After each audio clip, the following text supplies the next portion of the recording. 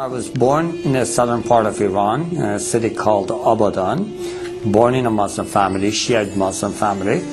My grandfather was a Muslim leader, and he had 19 children, and out of 19 children, he had 84 grandchildren.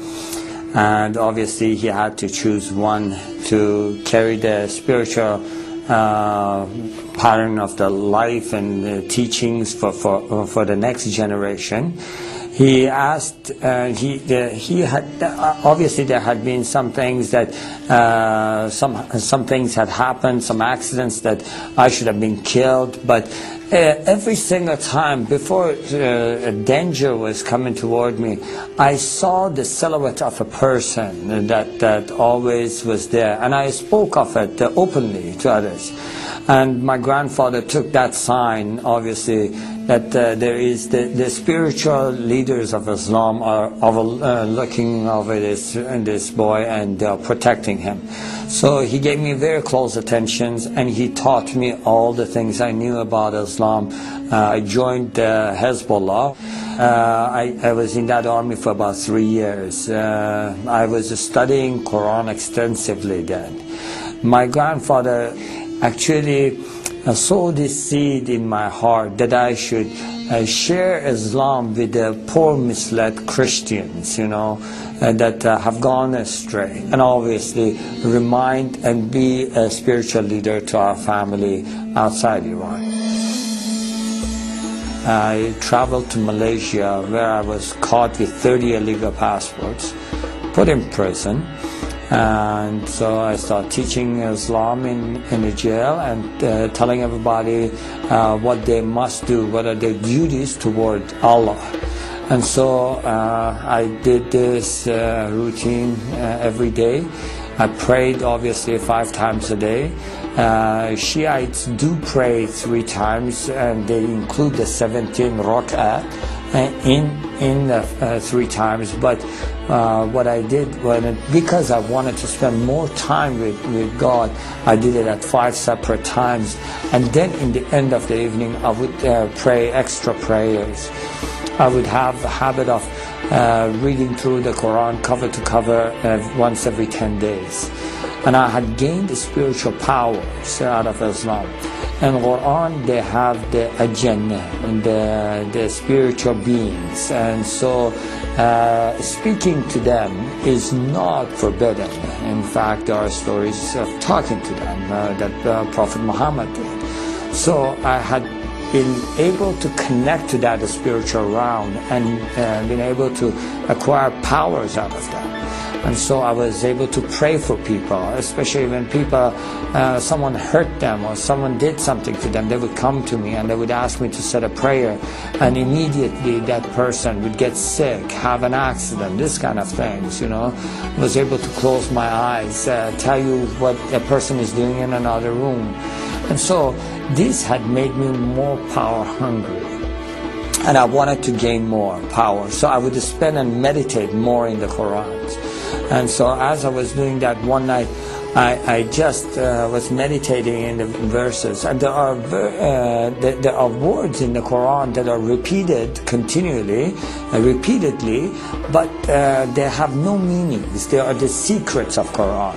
And so when I was meditating on this, a spirit entered the room, and it was much more powerful than I could handle, or I could overcome. And so I was filled with fear. And so I tried using all the tools Islam had given me. In the name of Allah, I command you to leave, you know.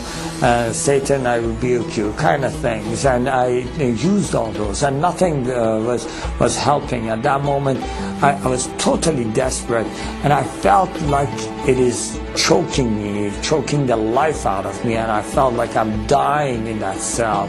And I just cried out to the heavens, and I said, God, in Farsi, Khuda, help me.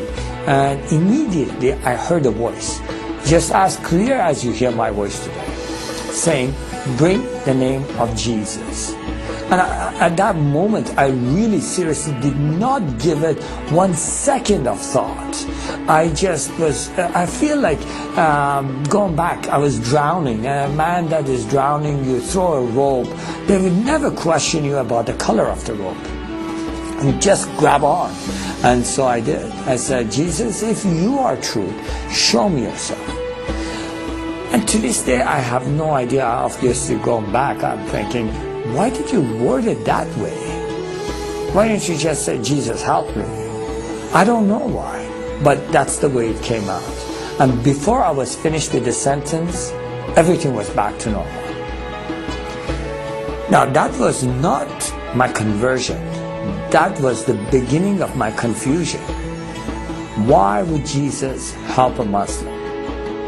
Now, I had done everything in my power to be a good Muslim. I had already tried to go and commit myself to, in the way of Allah and be a martyr for Him, you know, walking on the mines. And so the government of Iran is used to issue the people that are fadai, or the ones that are willing to give themselves, to sacrifice themselves, a special Quran that had the stamp of the government. I had participated in the executions by hanging. You know, I had done everything that I thought I must do against the infidels, and anything and everything I must do to share Allah with others.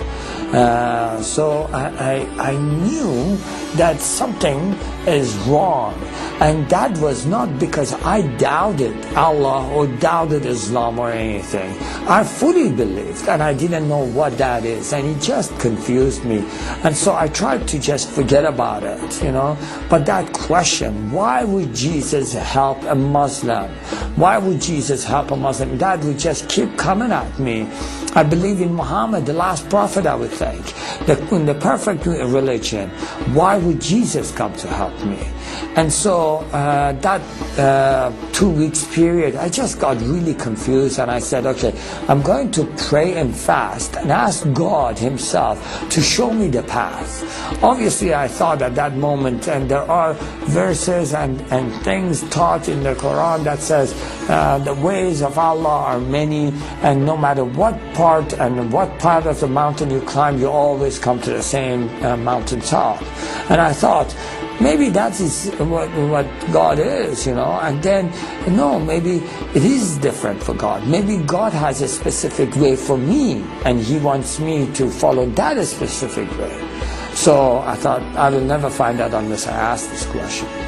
So I did. I prayed and fasted, and from the bottom of my heart, with all my strength, I asked, God, what is it that you want me to do? What way is it that you want me to follow?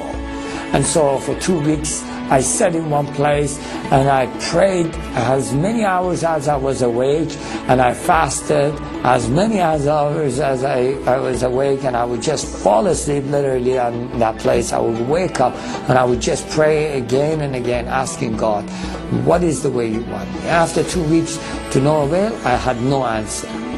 And I really got frustrated. I just thought, forget it, you know, what is this? I have no chance of finding out what He wants.